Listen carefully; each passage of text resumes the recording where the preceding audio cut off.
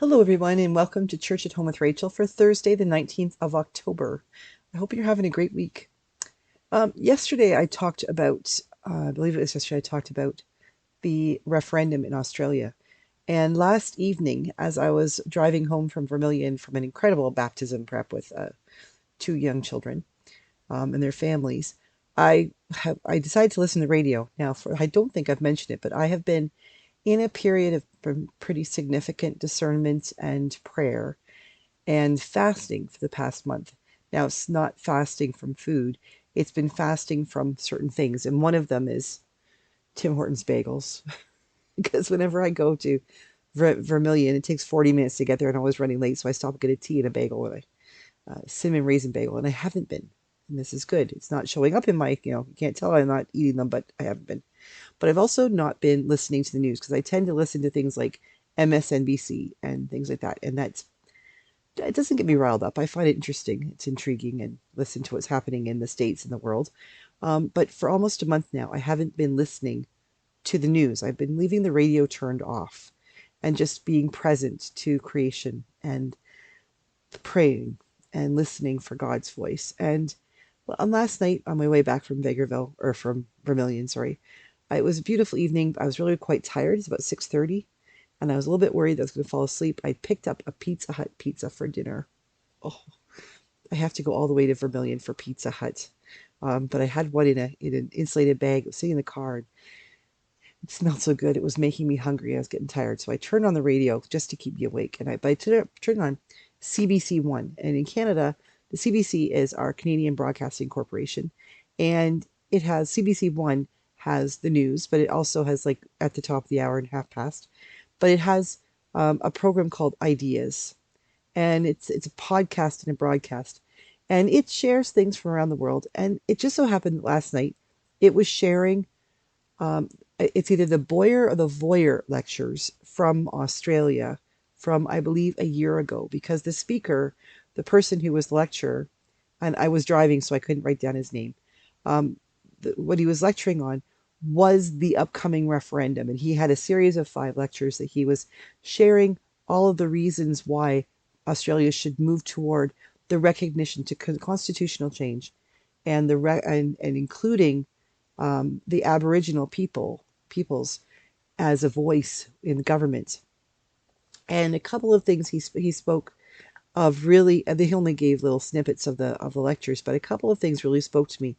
One of them I'll talk about sometime next week, but the first one he talked about was language versus reading, and talking about the the reality that our lower classes are the classes and people who are most pushed down in society, those who are in our part of our welfare state, those who are on the dole, quite often their literary ability, like their literacy rate, sorry, is very, very low. And he was talking about a young, I believe it was an Aboriginal boy who, in elementary school, was very, very smart and very good at sports and all of these things. But as he went into high school, in his early teens, he was getting in trouble. He was smoking weed. He didn't like going to school. He stopped participating in the sports he was so good at, and eventually he drowned in a police chase. He and a friend ran into the river and he drowned. But he for some reason, this particular boy really caught his attention, and he did a lot of research and paid a lot of attention. And one thing he discovered was that this young man was illiterate. He'd never been taught how to read, and his mother told the interviewer that he taught himself the little bit he could read. He taught himself to read from baseball cards and baseball stats and things like that. Like, the fact that he taught himself to read a little bit is absolutely phenomenal. That young man was so incredibly intelligent. But the school system failed him because it didn't teach him how to read. And the lecturer, went on to talk about the difference between language and reading. And he talked about the fact that we are innately, since the beginning of humanity, we are innately in our DNA able to learn language. And that there are aspects of our languages that are inherited and we naturally are able to speak. As an English speaking person, I am able to speak English, and there's sounds that we make, and um, diphthongs and things like that come naturally to me because I it's my heritage. But a Mandarin speaking person, for instance, already knows, because it's in their history, it's in their DNA, how to speak those Mandarin sounds. That if I were to learn Mandarin, before I could learn to speak Mandarin, let alone read Mandarin, I would need to learn how to, I would need to learn and imprint on my brain those very things that come naturally to one who is Mandarin. Those, the way you say words and sounds, what you do with your mouth and things like that. And he was making the argument that in order to learn how to read, one must know five different things. And he didn't, well, he said them, but I was driving again. I didn't pick them up.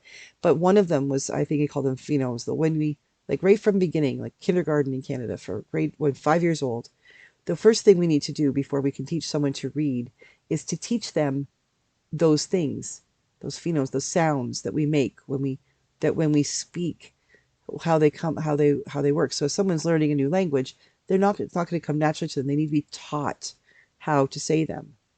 And then it's things like phonics and like phonetics and phonics and things like that, and all of these things that we actually have to break it down, because the human mind is not predisposed, like DNA encoded in us, to learn to read. Reading is actually not that many centuries old for us. Yes, there have been people who have been writing and reading, jotting things down and reading for centuries. But for the average person, the expectation, how long has it really been? The printing press was an amazing thing. And in the Anglican Church, it was a great thing because the printing press provided the Bible for people to read in the Vulgate in their own language. The problem is how many people could read them. We have stained glass windows historically in our churches because they told the Bible stories for those people who weren't able to read. The priest might be the only person able to read in the congregation. Reading is not so long in our history that it is innate to us. So for young people to learn how to read when they've not been taught even the sounds to make, and how do you interpret words and sounds, that when they start to put the eye with the match the eyes to see with the ears that hear and the mouth that makes the sound, they need those other things first because before they can make sense of reading, which makes incredible sense because look what's happened. I remember when my sister, I did phonics. I remember doing phonics. I hated it. And I'm a good reader. I can read really well. And when my younger sister came along 9 years after me, I remember when she was in grade 3 or 4 and I was volunteering with her school, and they weren't teaching phonics anymore. They were doing some odd things about, and they didn't, spelling mistakes weren't caught in with red ink where you'd notice that it would be like in green or black or blue, whatever the student wasn't using. And it was, they'd be encouraged to spell them out properly. When I was a kid, if you got the word wrong, you wrote it out 10 times. And guess what happened? You imprinted the right spelling in your head. So you could both write it, but you could also recognize it when you read it. The, the incredible, incredible work that this man was talking about, the difference between an oral language and reading, and the fact that we need to be able to teach, starting with the language skill, into the reading skills. What would happen? What if, like, we have huge percentages of young people who never ever learn to read past a grade 3 level because the way we're teaching them to read doesn't work. We need to change that. We need to recognize the importance of literacy in our society. What would happen if, for instance, our politicians, presidents, and prime ministers all have the ability to truly read and comprehend? Some do, some have taught, others don't.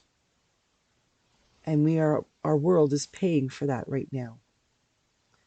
We need to come back to the basics, and we need to learn how to properly teach our young people and our older people who have the courage to ask for help.